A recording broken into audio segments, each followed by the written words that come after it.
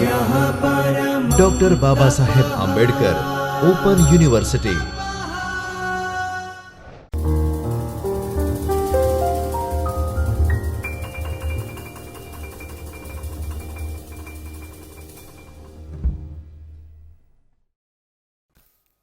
નમસ્કાર તાલીમાર્થી મિત્રો, doctor Baba Saheb Ambedkar open યુનિવર્સિટીના શિક્ષણશાસ્ત્ર વિભાગમાંથી હું ડૉક્ટર હિના રાવલ આપનું હૃદયપૂર્વક સ્વાગત કરું છું। તાલીમાર્થી મિત્રો, આજે આપણે પેપર કોડ ES 117 સાંપ્રત પદ્ધતિમાં સંસ્કૃતનું પ્રાથમિક અને માધ્યમિક કક્ષાએ સ્થાન જેના વિશે અભ્યાસ કરીશું। અભ્યાસની શરૂઆત કરતા પહેલા આપણે સૌ અભ્યાસની રૂપરેખા જોઈ લઈએ। સૌપ્રથમ પ્રસ્તાવના, ત્યારબાદ ધ્યેય અને હેતુની સમજ, પ્રાચીન સમયના સંસ્કૃત શિક્ષણના સામાન્ય હેતુઓ, અર્વાચીન સમયના સામાન્ય હેતુઓ પ્રાથમિક કક્ષાએ, અર્વાચીન સમયના સામાન્ય હેતુઓ માધ્યમિક કક્ષાએ, હેતુઓનું વર્ગીકરણ, સામાન્ય હેતુ અને વિશિષ્ટ હેતુઓ તેમજ વિશિષ્ટ હેતુઓની સંરચનામાં ઉપયોગી અવલોકનલક્ષી વર્તન। અભ્યાસના આ મુદ્દાઓની આજે આપણે ચર્ચા કરીશું।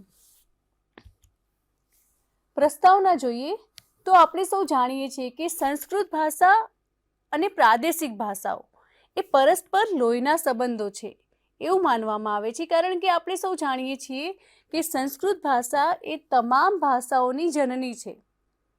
બધી જ ભાષાઓનો ઉદ્ભવ એ સંસ્કૃત ભાષામાંથી થયો છે, એ વાત આપણે બધા જાણીએ છીએ। સંસ્કૃત શિક્ષણની પ્રવૃત્તિ સફળ ત્યારે જ બને જ્યારે શિક્ષકના મનમાં શિક્ષણના હેતુઓ સ્પષ્ટ અને સુનિશ્ચિત હોય। એટલે કે સંસ્કૃત ભાષા તેમજ કોઈ પણ ભાષા કે કોઈ પણ વિષય એ જ્યારે કોઈ શિક્ષક ભણાવે છે ત્યારે શિક્ષક વિદ્યાર્થીમાં કેવા પ્રકારના વર્તન પરિવર્તનો લાવવા માંગે છે એ માટેના હેતુઓ નક્કી કરે, હેતુઓ નિર્ધારિત કરે તો જ શિક્ષક એ સફળ અધ્યાપન કરી શકે।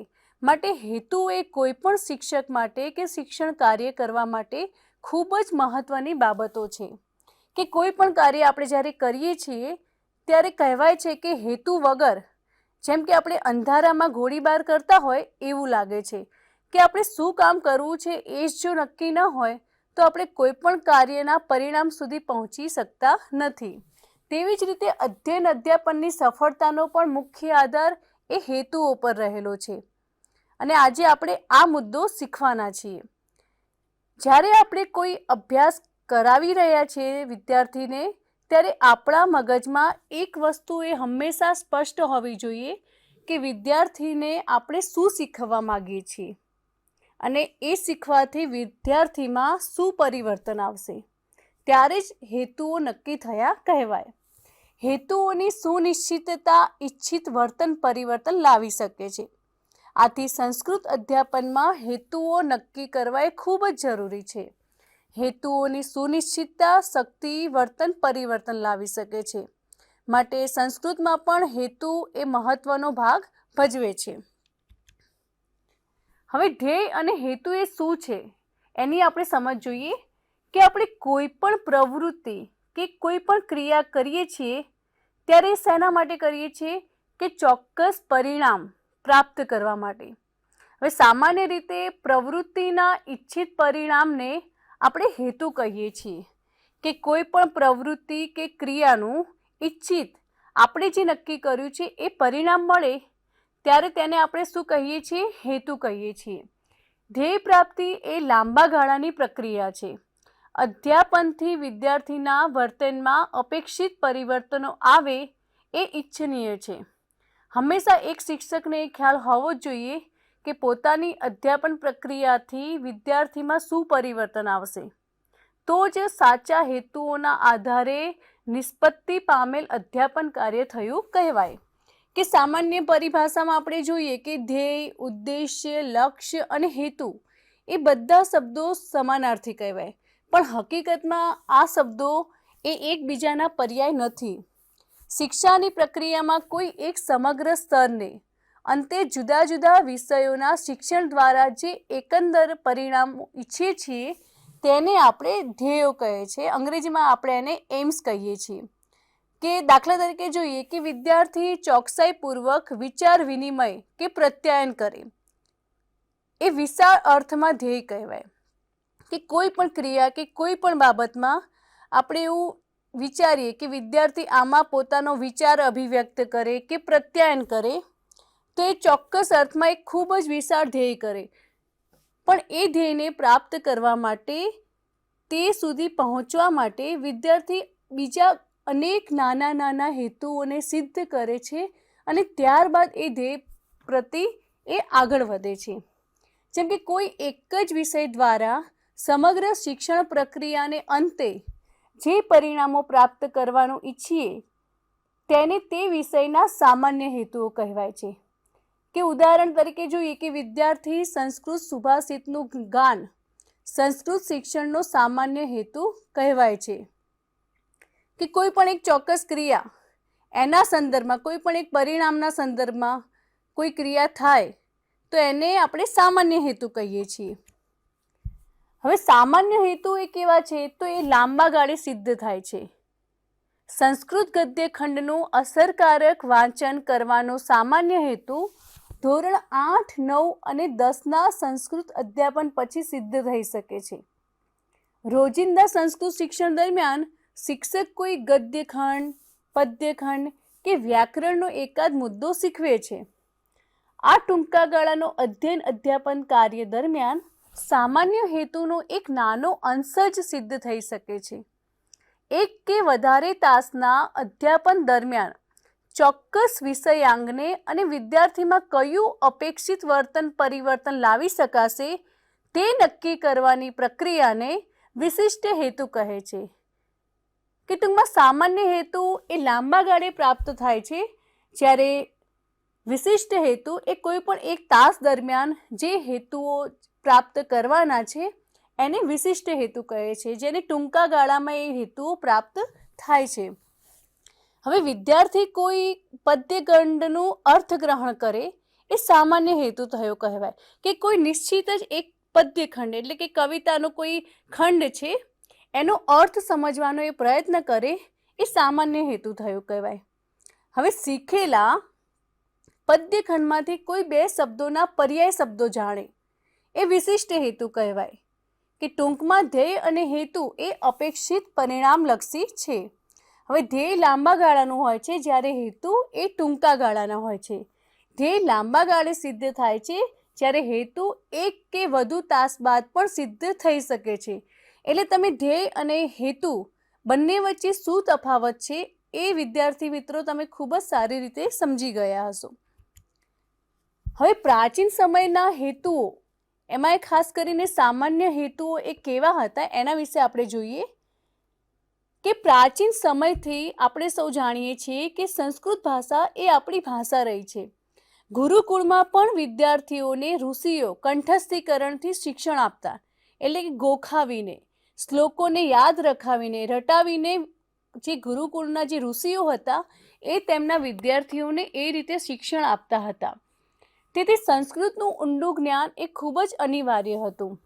તેથી એ સમયના આપણે જો સામાન્ય હેતુઓ જોઈએ તો તે આ રીતે હતા કે સંસ્કૃતમાં પ્રાવીણ્ય મેળવવું, પછી બીજો છે સચોટ મૌખિક કે લેખિત અભિવ્યક્તિ વિકસાવવી, સંસ્કૃત પદ્ય સાહિત્ય કંઠસ્થ કરવું એટલે કે યાદ રાખવું, વ્યાકરણનું તલસ્પર્શી જ્ઞાન પ્રાપ્ત કરવું, સ્પષ્ટ અને શુદ્ધ ઉચ્ચારણ કરવું, છટાદાર અને સુસ્પષ્ટ કરવું, ઉચ્ચારણને છટાદાર અને સુસ્પષ્ટ રીતે ઉચ્ચારવું, શુદ્ધ ઉચ્ચારણ સાથે છંદોબદ્ધ અને લયબદ્ધ મંત્રગાન કરવું, સંસ્કૃત સાહિત્ય પ્રત્યે પ્રીતિ અને રુચિ વધારવી. આ હતા પ્રાચીન સંસ્કૃત સાહિત્યના સામાન્ય હેતુ. હવે આપણે અર્વાચીન સમયના સામાન્ય હેતુઓ વિશે થોડી જાણકારી મેળવી લઈએ. કે પ્રાથમિક કક્ષાએ પ્રાચીન કાળમાં સંસ્કૃત શિક્ષણ અભિવ્યક્તિલક્ષી હતું. આજે એ અર્થગ્રહણલક્ષી બની ગયું છે. કે શરૂઆતમાં જ્યારે સંસ્કૃત શિક્ષણ અસ્તિત્વમાં આવ્યું ત્યારે વિદ્યાર્થીઓ પાયાના ધોરણેથી સંસ્કૃતને શીખે એ માટેના પ્રયત્નો અને એ માટેના હેતુઓની રચના થતી હતી.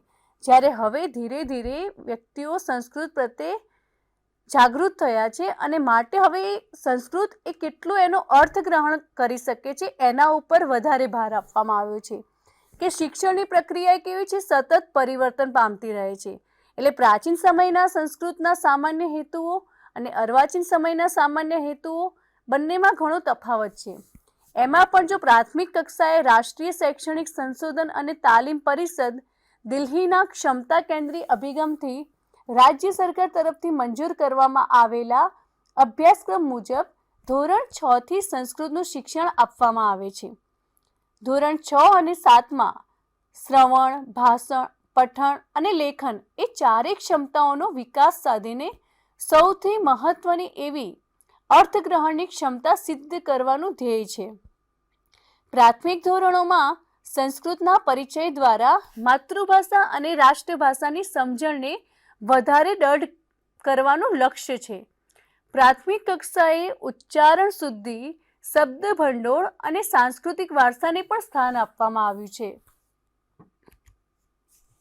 વિદ્યાર્થીઓ ગદ્ય, પદ્ય, સંવાદ સાંભળે છે, શુદ્ધ ભાષણ એટલે કે ઉચ્ચારણ કરે છે, વાક્યો મુક્તિ અને સુભાષિતોનું ગહન ગાન કરે છે અને તથા અનુલેખન, શ્રુતલેખનથી ચારેય ક્ષમતાઓનો વિકાસ કરે છે. 1 થી 30 સુધીની સંખ્યાનું શ્રવણ, ભાષા, પઠન અને ચારેય ક્ષમતાઓનું લેખન કરે છે. અર્વાચીન સમયના સામાન્ય હેતુઓ માધ્યમિક કક્ષાએ કયા પ્રકારના હતા? કે આધુનિક સમયના સામાન્ય હેતુઓ માધ્યમિક કક્ષાએ ના જે વિદ્યાર્થીઓ છે 8, 9, 10ના વિદ્યાર્થીઓ છે એમાં સંસ્કૃત શિક્ષણના સામાન્ય હેતુઓ કયા પ્રકારના હોય એના વિશે આપણે જોઈએ કે સૌ પ્રથમ છે વિદ્યાર્થીઓ સંસ્કૃતનું પ્રાથમિક જ્ઞાન પ્રાપ્ત કરે. બીજું છે શુદ્ધ ઉચ્ચારણ સાથે સંસ્કૃત વાંચતા શીખે. ત્રીજું છે ગદ્ય અને પદ્ય ખંડોનું મૂક વાંચન કરી અર્થ ગ્રહણ કરવાની ક્ષમતા કેળવે. એટલે ગદ્ય અને પદ્ય ખંડોને એ મનમાં વાંચે છે અને તેનો અર્થ સમજવાનો પ્રયત્ન કરે છે.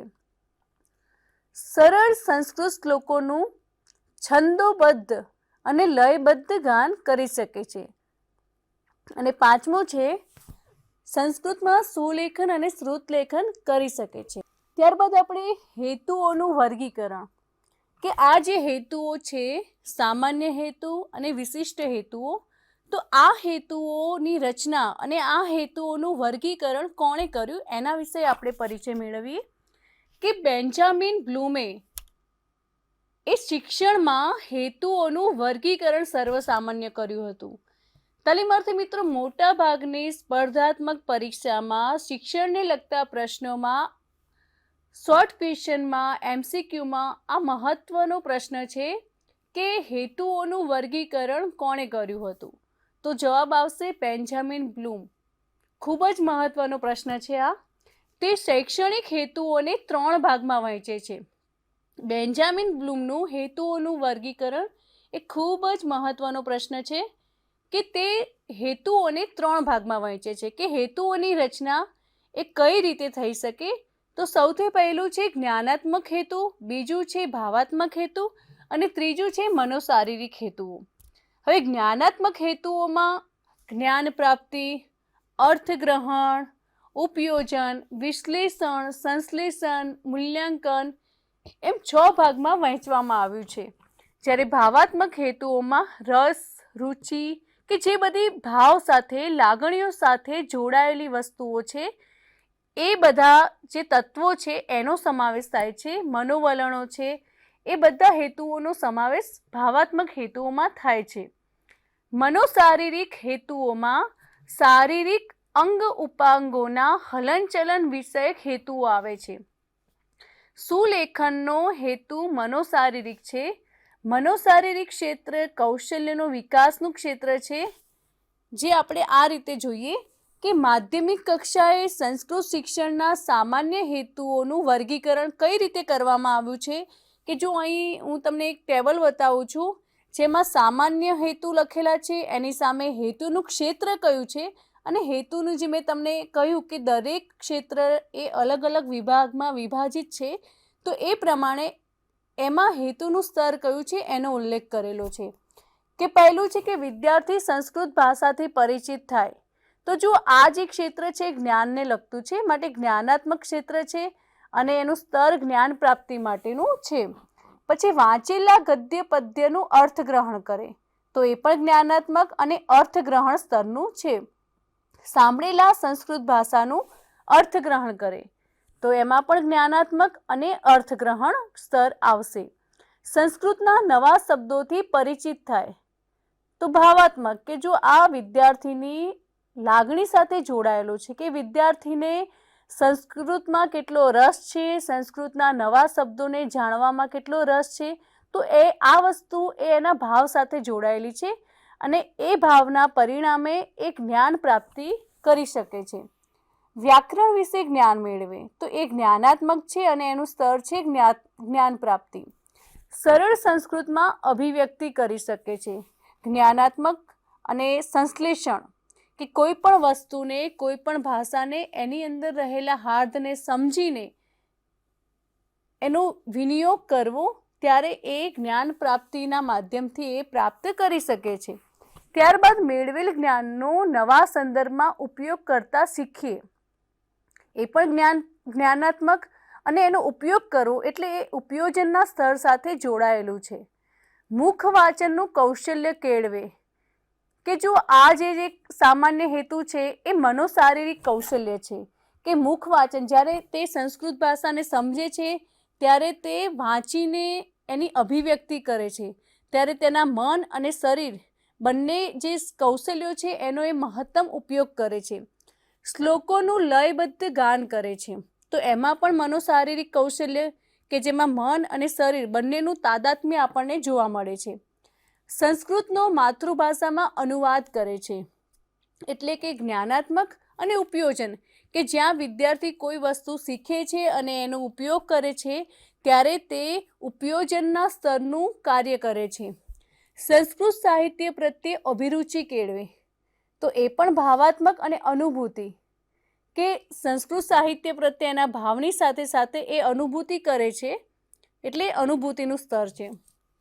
સંસ્કૃત ગ્રંથનું સુંદર અનુલેખન કરતા શીખે છે, એટલે કે મનોશારીરિક કૌશલ્ય.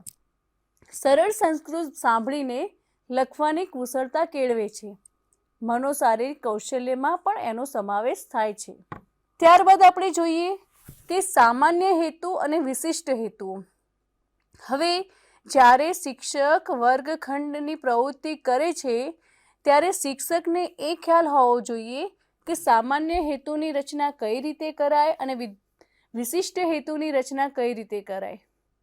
કે જો બોલવામાં સામાન્ય હેતુ પણ એ ખૂબ જ લાંબા ગાળે પ્રાપ્ત થાય છે, ઘણી બધી ક્રિયાઓના પછી પ્રાપ્ત થાય છે, કે અહીં આપણે એક ઉદાહરણ જોઈએ કે સામાન્ય હેતુ, તો વિદ્યાર્થી સરળ સંસ્કૃત વાંચતા શીખે છે, તો આ થયો સામાન્ય હેતુ.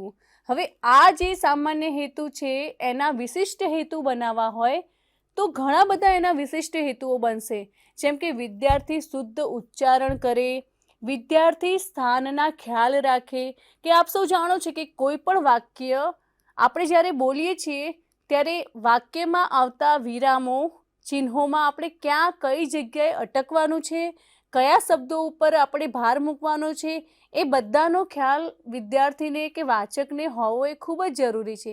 તો વિદ્યાર્થીની અંદર એ ખ્યાલ પણ વિકસે એ પણ ખૂબ જરૂરી છે. વિદ્યાર્થી સામાન્ય ઝડપથી વાંચે, કે વાંચતી વખતે પણ એ ધ્યાનમાં રાખવું જોઈએ કે કેટલી ગતિમાં આપણે વાંચન કરવાનું છે. વિદ્યાર્થી વિરામ ચિહ્નોનો ખ્યાલ રાખે, વિદ્યાર્થી ભાવવાહી રીતે પદ્ય ગાન કરે, કે કોઈ પણ ભાષામાં જ્યારે પદ્યનું ગાન કરીએ છીએ ત્યારે ભાવ એની સાથે જોડાયેલો હોય છે અને એ સમયે જો ભાવથી એનું ગાન કરવામાં આવે તો એ વધારે અસરકારક સાબિત થાય છે. વિદ્યાર્થી છંદો મુક્ત વાંચે, વિદ્યાર્થી આરોહ અવરોહ પૂર્વક વાંચે, વિદ્યાર્થી સંધિયુક્ત અને સંયુક્ત વાંચન કરે. એટલે કે વાંચન માટે જે પણ બાબતો મહત્વની છે એ બધી જ બાબતો વિશિષ્ટ હેતુમાં આવશે અને આ બધા જ વિશિષ્ટ હેતુની પ્રાપ્તિ બાદ એક સામાન્ય હેતુ પ્રાપ્ત થાય છે કે જેને આપણે કહીશું કે વિદ્યાર્થી સરળ સંસ્કૃત વાંચતા શીખે. સામાન્ય હેતુ જોઈએ, એક બીજો સામાન્ય હેતુ કે વિદ્યાર્થી સરળ સંસ્કૃત સમજતા શીખે. તો એના વિશિષ્ટ હેતુ જોઈએ તો વિદ્યાર્થી વિચારો ગ્રહણ કરે, દ્રષ્ટાંત સમજે, શ્લોકને અંતે ઉપમા રજૂ કરે, એટલે કે એના જેવું જ બીજું ઉદાહરણ આપતા શીખે. વિદ્યાર્થી ભાવ સમજે, વિદ્યાર્થી કવિતાનો હેતુ સમજે, શબ્દ ભંડોળ વધારે સમજે, ગદ્ય પદ્યની તુલના કરે, સંસ્કૃત માતૃભાષાના શબ્દોનું સામ્ય સમજે અને સમગ્ર રીતે જોતા વિદ્યાર્થી એ સાર ગ્રહણ કરે, એનો અર્થ ગ્રહણ કરે. હવે ત્રીજો સામાન્ય હેતુ જોઈએ કે વિદ્યાર્થી સંસ્કૃતમાં સુલેખન કરે.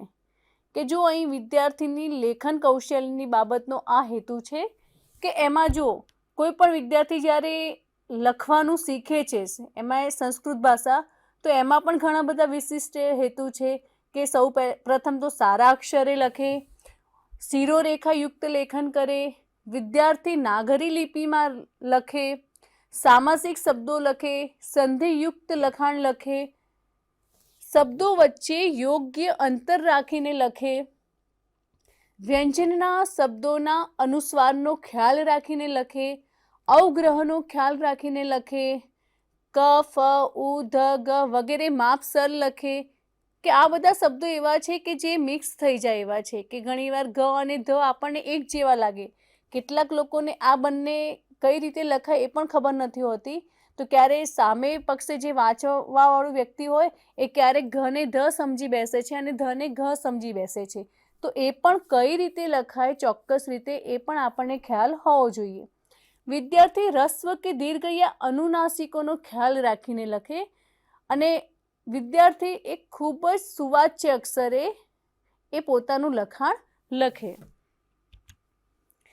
ચોથો સામાન્ય હેતુ છે કે વિદ્યાર્થી સંસ્કૃત વ્યાકરણ વિષયનું પ્રાથમિક જ્ઞાન મેળવે. તો એના વિશિષ્ટ હેતુઓ છે કે વિદ્યાર્થી વ્યાકરણ વિષયક જ્ઞાન મેળવે, વિદ્યાર્થી વિભક્તિના અર્થ સમજે, વિદ્યાર્થી ગણકાર્ય વિશિષ્ટ કાળ અર્થ તથા ગણકાર્ય રહિત કાળ અર્થ સંબંધી જ્ઞાન મેળવે, વિદ્યાર્થી સંધિનું જ્ઞાન મેળવે, વિદ્યાર્થી સમાસનું જ્ઞાન મેળવે, સતી શબ્દ બી અનાદારવેષ્ટી જાણે. કે સમગ્ર રીતે જોતા તો વ્યાકરણની અંદર આવતી જે બાબતો છે, જે વિવિધ પદ છે, વ્યાકરણ વિષયક જે મુદ્દાઓ છે એના વિશે વિદ્યાર્થી પરિચિત થાય ત્યારે વિશિષ્ટ હેતુ, ઘણા બધા વિશિષ્ટ હેતુઓમાંથી એક સામાન્ય હેતુ કે વિદ્યાર્થી સંસ્કૃત વ્યાકરણ વિષયનું પ્રાથમિક જ્ઞાન મેળવે એ સિદ્ધ થાય છે. એ સિવાય જોઈએ તો વ્યાકરણના જે મુદ્દાઓ છે એમાં વિદ્યાર્થી કૃદંતો, સંખ્યાવાચક, ઉપસર્ગો, અવયવો વગેરેનું જ્ઞાન મેળવે, માતૃભાષાના વ્યાકરણ વચ્ચેનું સામ્ય સમજે, વિદ્યાર્થી પ્રહેલિકાઓ, અન્યોક્તિ અને શ્લોકો સમજે, વિદ્યાર્થીના નામ, ક્રિયાપદ, સર્વનામો, રૂપાખ્યાનો વગેરેમાં કુશળતા મેળવે. એ પ્રમાણે સંસ્કૃત વ્યાકરણના ઘણા બધા મુદ્દાઓને સારી રીતે સમજે એ એનો મહત્વનો હેતુ છે. ત્યારબાદ સામાન્ય હેતુ જોઈએ કે અન્ય સામાન્ય હેતુ કેવા આવે. તો વિદ્યાર્થી સરળ રીતે અનુવાદ કરે, ભાષાંતર કરતી વખતે શુદ્ધ જોડણીનો આગ્રહ રાખે, સુભાષિતો અને સૂક્તિઓના માતૃભાષામાં વિચાર વિસ્તાર કરતા શીખે, વિદ્યાર્થીઓ સુભાષિતોનો ભાવવાહી સરળ અનુવાદ કરતા શીખે, માતૃભાષામાં નાટકો તથા સંવાદો હાવભાવ સાથે રજૂઆત કરતા શીખે, વિદ્યાર્થી માતૃભાષામાં વિચાર વિસ્તાર કરતી વખતે વિચારને સમૃદ્ધ બનાવવામાં કોઈ પણ સુભાષિતનું ચરણ કે સૂક્તિ સમજાવે, વિદ્યાર્થી વિચારોને યોગ્ય ક્રમમાં ગોઠવીને વાસ્તવિક રજૂઆત કરતા શીખે. હવે છઠ્ઠો હેતુ જોઈએ, સામાન્ય હેતુ કે વિદ્યાર્થી સંસ્કૃત ભાષાના અભ્યાસ પ્રત્યે અભિરુચિ કેળવે. હવે એના વિશિષ્ટ હેતુ છે કે વિદ્યાર્થી શ્લોક ગાનથી આનંદ મેળવે, સંસ્કૃતના ઉત્તમ ગ્રંથો વાંચવા પ્રેરાય, વિદ્યાર્થી સુભાષિતોને કંઠસ્થ કરે એટલે કે યાદ રાખે, વિદ્યાર્થી પંચતંત્ર હિતોપદેશમાંથી લીધેલી વાર્તાઓમાં રસ લેતા શીખે અને વિદ્યાર્થી સંસ્કૃતના ઇતર પરીક્ષાઓમાં વધારે રસ લઈને ઇતર પરીક્ષાઓ આપે. તાલીમાર્થી મિત્રો, સંસ્કૃત વિષય એવો વિષય છે કે જો અધ્યાપન દરમિયાન તમે ખૂબ જ રસ દાખવીને વિદ્યાર્થીઓને ભણાવો તો સંસ્કૃતનો જે હાવ છે, જે ભય છે, એ વિદ્યાર્થી વર્ગખંડમાં જ એ દૂર કરી શકે છે. માટે વર્ગખંડમાં જ મહત્ત્વના પ્રશ્નો વિદ્યાર્થીઓના એનું સમાધાન આવે એ રીતે શિક્ષકે પ્રયત્નો કરવા જોઈએ. જેમ કે મોટાભાગે વિદ્યાર્થીઓને ભાષાંતર, શ્લોકોના ભાષાંતર યાદ રાખવા એ ખૂબ જ અઘરા લાગે છે. તો આપણું અધ્યાપન કાર્ય જ એ રીતનું હોવું જોઈએ કે વિદ્યાર્થીને વર્ગખંડમાં જ એના અનુવાદ યાદ રહી જાય. અને એ માટે એક સંસ્કૃતના ખૂબ જ આદર્શ શિક્ષક તરીકે આપણે આપણું અધ્યાપન કાર્ય એ અસરકારક બનાવવું જોઈએ. કોઈ પણ સંસ્કૃત એ સામાન્ય ભાષા નથી. એની અંદર આવતા જે શબ્દો છે, એ ભાષા છે, સંધિ છે, એ આમ બીજી અન્ય ભાષા કરતાં થોડી અલગ છે. માટે વિદ્યાર્થી જો એને સમજશે, એક શબ્દ બનાવવા માટે એની અંદર 3 થી 4 શબ્દોનો ઉપયોગ થયો છે, એમાં સંધિ વિચ્છેદ વગેરે જોવા મળે છે, તો એ દરેક વસ્તુ વિદ્યાર્થી સમજશે તો જ એને સમજીને યાદ રાખી શકશે. માટે આપણે અસરકારક અધ્યાપન કાર્ય કરવું જોઈએ કે જેથી સંસ્કૃત એ વિદ્યાર્થીને ભયયુક્ત નહીં પણ આનંદ પ્રદાન કરી શકે એવું લાગવું જોઈએ. વિદ્યાર્થી વિવિધ સ્ત્રોતોનો પાઠ કરવાની ટેવ વિકસાવે. વિદ્યાર્થી પ્રાર્થનામાં રસ લે છે. વિદ્યાર્થી સંસ્કૃત ભાષામાં યોજાતી અંતાક્ષરીમાં ભાગ લે છે. વિદ્યાર્થી ઇત્તર વાંચનમાં રસ લે છે અને વિદ્યાર્થી સંસ્કૃત શ્લોકગાન સ્પર્ધામાં ભાગ લે છે. કે જો તાલીમાર્થી મિત્રો, આ જે બધી પ્રવૃત્તિઓ છે એ ક્યારે વિદ્યાર્થી કરી શકે? જ્યારે એ સંસ્કૃતમાં રસ લેતો થાય છે, ત્યારે તે સંસ્કૃત ભાષા સાથે જોડાયેલી અલગ અલગ પ્રવૃત્તિઓમાં રસ લેતો થશે.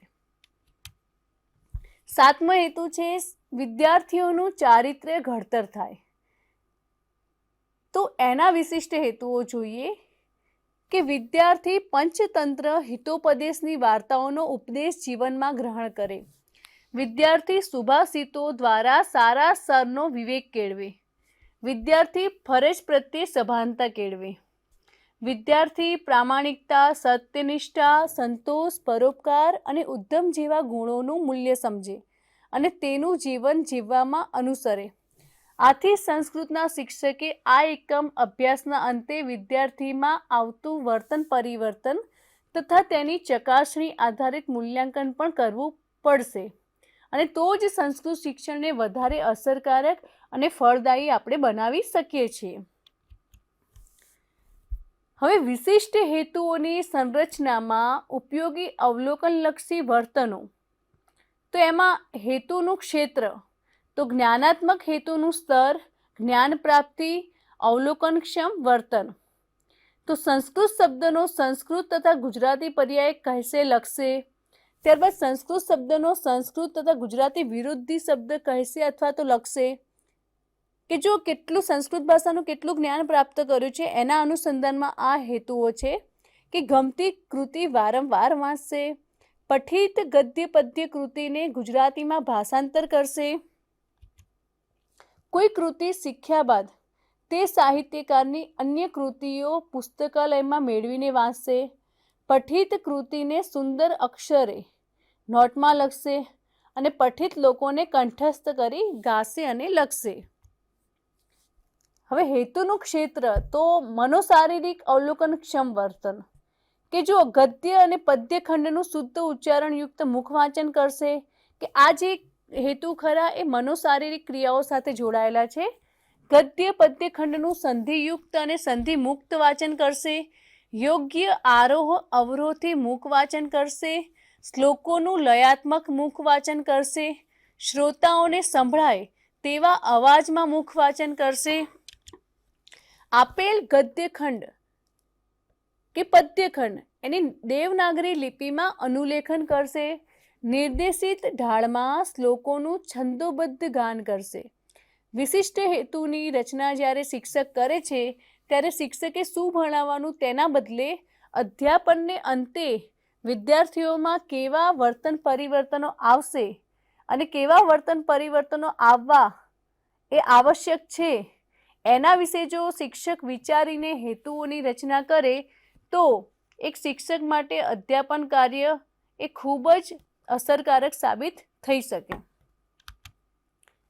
તો આમ આપણે આજના એકમમાં સામાન્ય હેતુઓનો ઉલ્લેખ કરીને સાંપ્રત સંસ્કૃત શિક્ષણમાં પ્રાથમિક તથા માધ્યમિક કક્ષાએ કયા પ્રકારના હેતુઓ આવે છે અને હેતુઓની રચના કઈ રીતે થાય છે, સામાન્ય હેતુ અને વિશિષ્ટ હેતુ એટલે શું, એના વિશેનો અભ્યાસ કર્યો. હવે તાલીમાર્થી મિત્રો સ્વાધ્યાયના પ્રશ્નોમાં સામાન્ય હેતુ એટલે શું અને વિશિષ્ટ હેતુ એટલે શું તે જણાવી સામાન્ય હેતુના 2 ઉદાહરણ અને વિશિષ્ટ હેતુના 2 ઉદાહરણો આપે લખી લાવવાના રહેશે. તો આજે આપણે અહીં અટકીશું. હવે પછીના લેક્ચરમાં એક નવા જ મુદ્દા સાથે આપણે સૌ ફરી જોડાઈશું. ધન્યવાદ. સ્વાધ્યાયઃ પરમ